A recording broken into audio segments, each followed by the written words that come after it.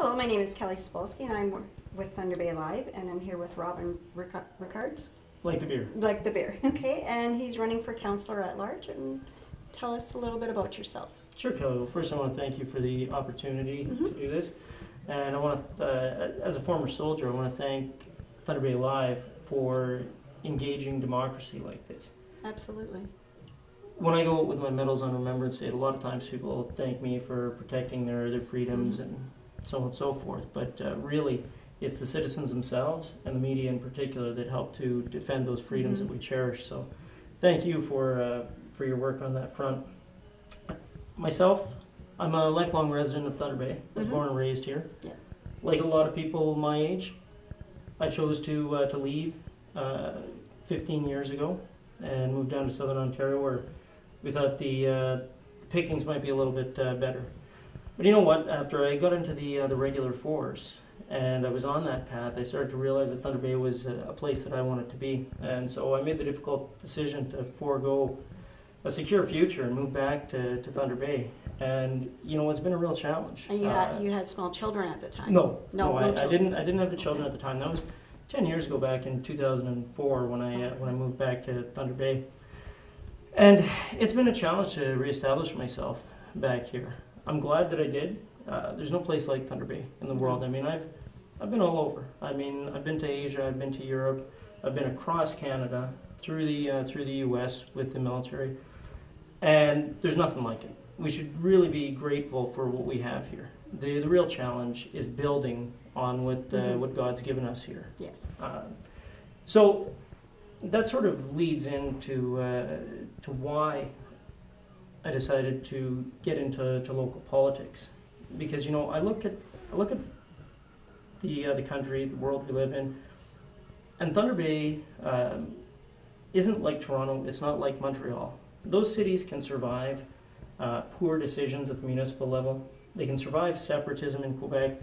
They can survive Rob Ford in Toronto and still move forward because they've got that momentum. Right. For a city like Thunder Bay, we really need some innovative ideas that start to give us the momentum we need to move forward. We can't rely on our current momentum and rest on our haunches. Right. We have to be looking for innovative solutions to move the city forward. What are some of your ideas? Well, look, I think that really the founding fathers of these two towns 100 years ago really got it right. They were setting up a town in the middle of nowhere, or pair of towns in the middle of nowhere, and they realized that there were some fundamentals they needed. You know what? If they were going to be successful, they needed cheap energy to power industry. And so they set up the dams that we see, whether it's on the Current River, whether it's out of Quebec, to power industry, to provide jobs. They knew that we were 1,000 kilometers from the nearest centers, so communication was going to be critical. So they set up the first municipal telephone exchanges, really in North America. That's amazing. And so they showed visionary leadership in that regard. They also realized, even before that it was no good producing goods in Thunder Bay if you couldn't get them to market. And so they fought tooth and nail to secure the terminus of the CPR here and the port, so that they'd have those opportunities. And it's those decisions. And the other thing I might add is they also lived in a period in time when personal transportation was extraordinarily expensive. And so they took that and they invested in a public transit system that was second to none, because they knew they needed to get people around town efficiently and effectively. And you're talking about the rail cars? No, I'm talking about the streetcars. Streetcars of that day, the Municipal Transit Corporation. You can still actually see the rail on Red River Road. Exactly. From the rail cars. Exactly. And so by harnessing these elements and by giving us civic cores, whether it was Port Arthur, whether it was Fort William, that inspired the citizens with the buildings that they built. Right. They gave us pride in where we came from. They gave us the economic opportunity to succeed, and we did. Since probably the 80s and the 90s, we've really seen that fall off.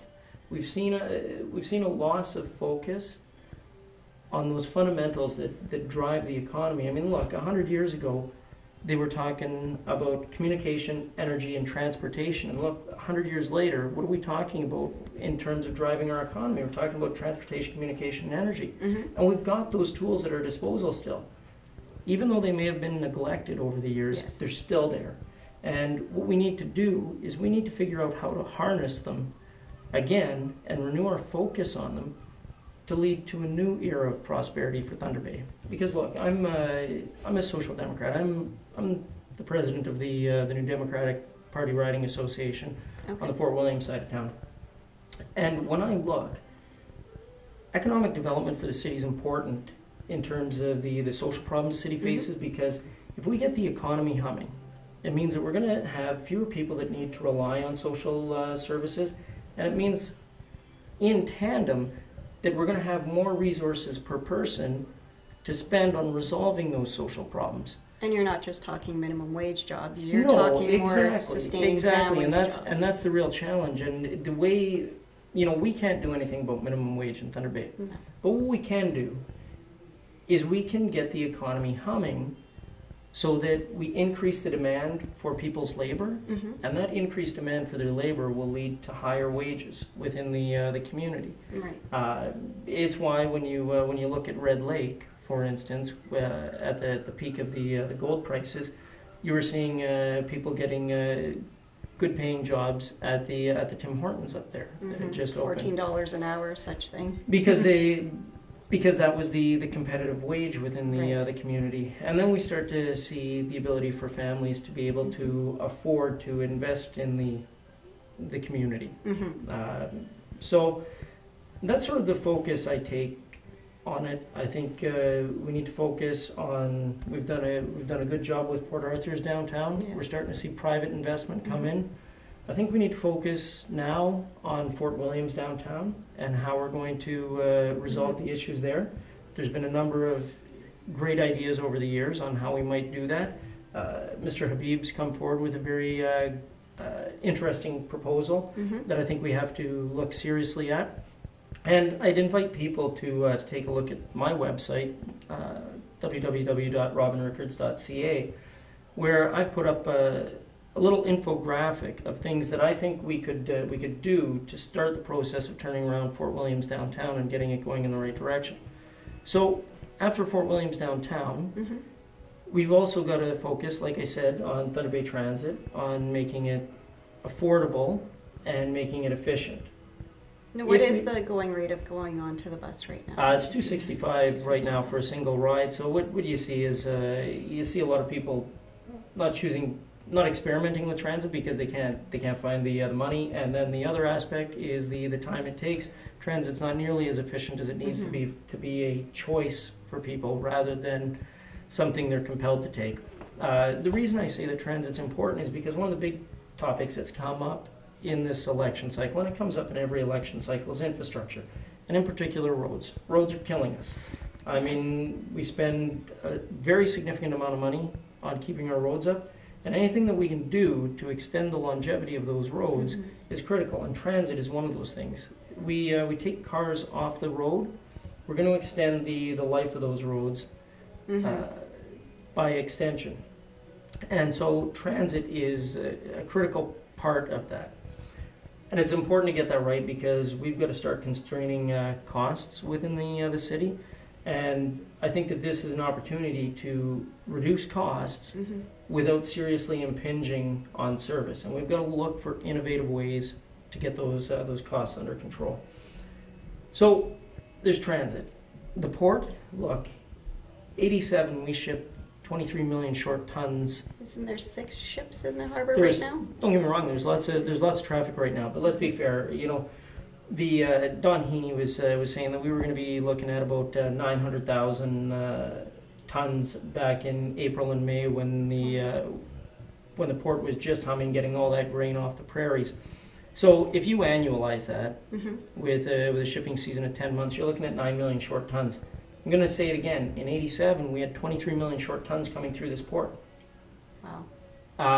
You look at and the vast majority more than 90% of that trade is grain. We've got all our eggs in one basket. Mm-hmm. And so what's ended up happening is, the grain industry's gotten more efficient, so they need fewer elevators, but the demand has been cut by a third.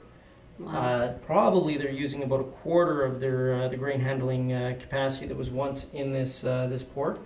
And so all that industrial tax base has disappeared. Mm-hmm. And that compounds the problems we're having in the city at large. So getting the port on track, and in particular diversified.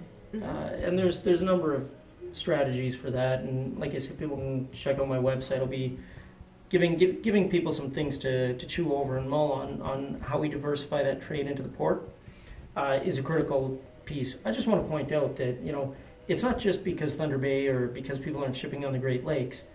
Duluth 2013 shipped 40 million short tons out of its harbor. Duluth did. Duluth did. Oh. So, we've got to figure out how we capitalize on those markets. None of their trade was really grain. It was all iron ore and coal. Oh, so they diversified. They've got a different Right. cargo mix, and so we need to focus on that. I think with all this talk about the Ring of Fire, this represents an opportunity for that, a framework for that discussion to happen within. Absolutely.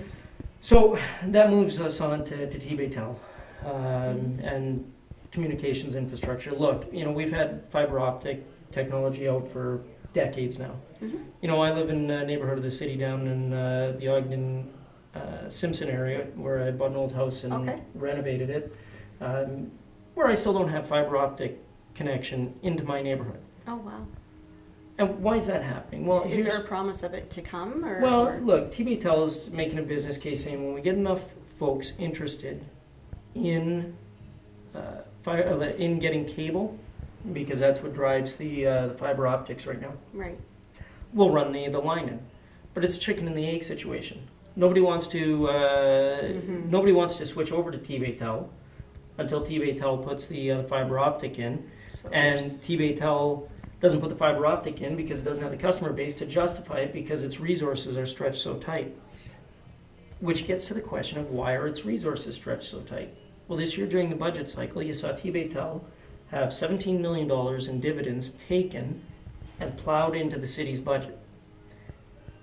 A month later, the CEO of Tibet-Tel is sitting before City Council asking for $10 million to invest in needed infrastructure.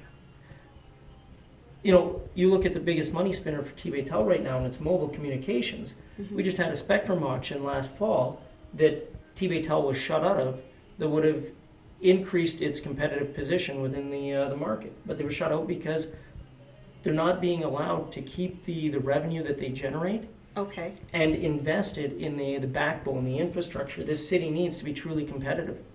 And without that, we're going to see our position decline further and further and further. And I want to be blunt with people. Everybody talks about the good jobs, and we need good jobs for our kids here in Thunder Bay. Here we've got a municipal corporation that's providing those good jobs to our kids. And we're strangling the golden goose, trying to get one more golden egg out of it. And mark my words, if we lose Tibet-Tel, we're going to regret that day.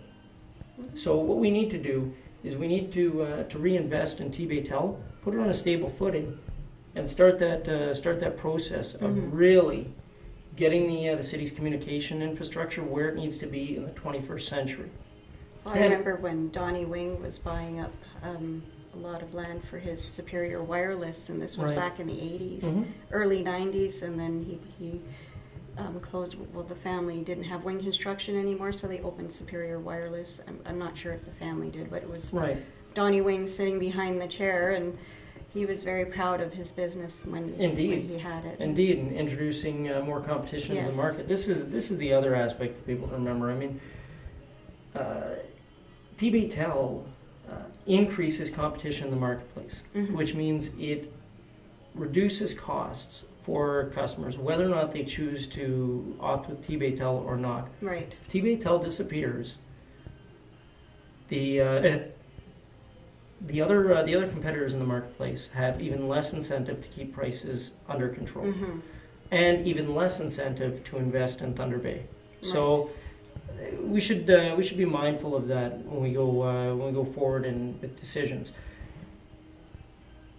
the question becomes, why is T-Bay-Tel being starved of the revenue it needs to really invest? And the answer is easy. Councillors like to go before the public and say that they didn't cut any services and they didn't raise taxes. And they use T-Bay-Tel as a means of offsetting what would be an otherwise necessary tax increase. Okay. So, you know, that's how we've gotten into this position. And it's gonna take a lot of work to get us out of this position and get us going in the direction we need to. The final one is Thunder Bay Hydro. 100 years ago, we ran a vertically integrated hydro company in this city. So we did transmission, distribution, and generation. And over the years, that's turned around. OPG's bought assets. We're talking about the Thunder Bay Generating Station, about the fact that the province doesn't want to convert it to natural gas, the fact that we may need it to. It's part of a larger discussion. Right. It's the fact that we need affordable generation capacity here in Thunder Bay. It's one of the few opportunities we have to influence industrial investment decisions in Thunder Bay.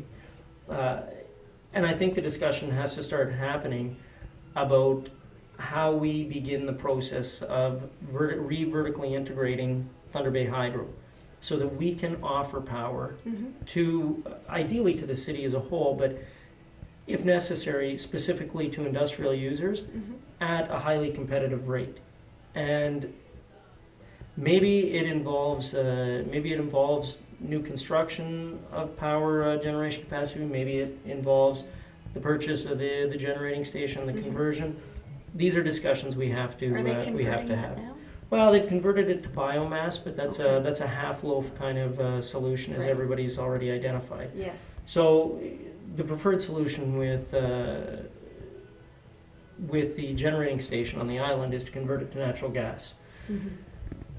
We'll see where that goes, but we need to have a reasoned, informed discussion about it, and I think we have to put together a proposal that sees, like I said, a vertically integrated Thunder Bay Hydro to accomplish the goal of attaining lower hydro rates for our industrial users here in town. Right. Because if anybody remembers, that was one of the chief complaints that the pulp and paper business had, was that hydro rates were killing them. Yes. So it's one of the few things that we have under our control, potentially under our control. So let's take advantage of that. And speaking of energy and everything, we were supposed to have the wind farm coming up, and then now that's been gone until more talks have been with First Nations, I believe. I'm not sure. Wouldn't that be a potential area where we could have had a natural source of energy, clean energy? Sure. Look, the wind farm is one of those things that's a good idea in principle. Yes. And the execution of it has been terribly, terribly flawed from a number of reasons. Look, the Green Energy Act has made green energy very, very unaffordable. It's attractive to the people producing it, but it creates competitive problems within Ontario's marketplace. Within the context of Thunder Bay, look, for the city from a revenue perspective, it's great. And when we're talking about closing public pools to be able to balance the budget, the $200,000 a year that the city was going to get in leasing money from Horizon Wind is a boon. But you've also got the citizens in the Nor'Wester area that are worried about their viewscape predominantly, and so. And I think there's a bit of noise pollution that could have been. There's the potential for that, depending on the setbacks. The science is still somewhat in flux on that matter, but look,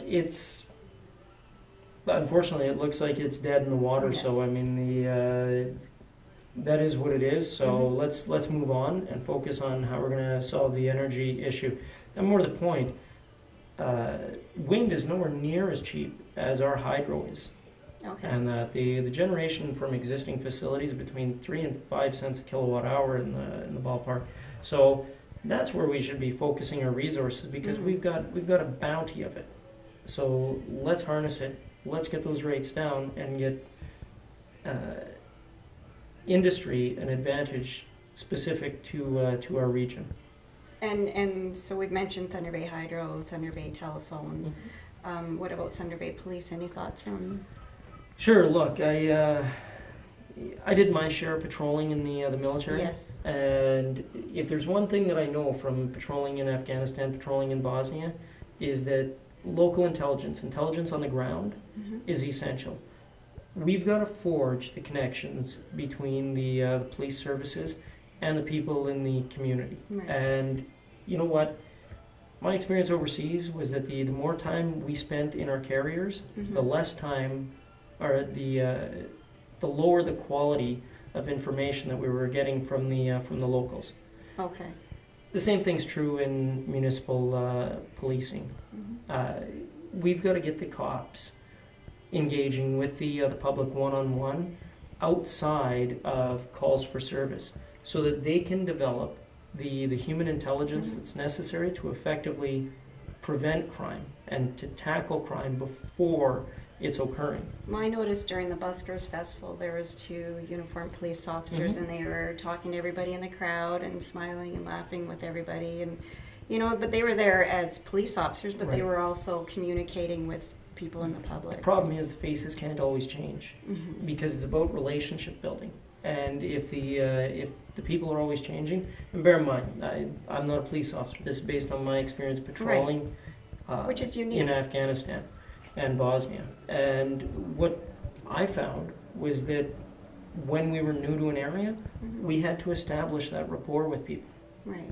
And it took time to do that. It was only once that rapport was established that people would sort of come forward to you or discreetly mention that there was this problem or that problem. And that gave you the information you needed to begin the process of tackling those before they became even larger problems. So you're saying more community-based groups. Absolutely, and stuff like absolutely. That. I think that's critical. There have been a few programs that have been integrated into the community that are working. Yeah. But I mean, for people that are afraid, it's not quick enough. Right.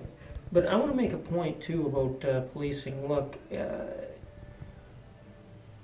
police, by and large, even at their most effective, are by and large a reactive measure.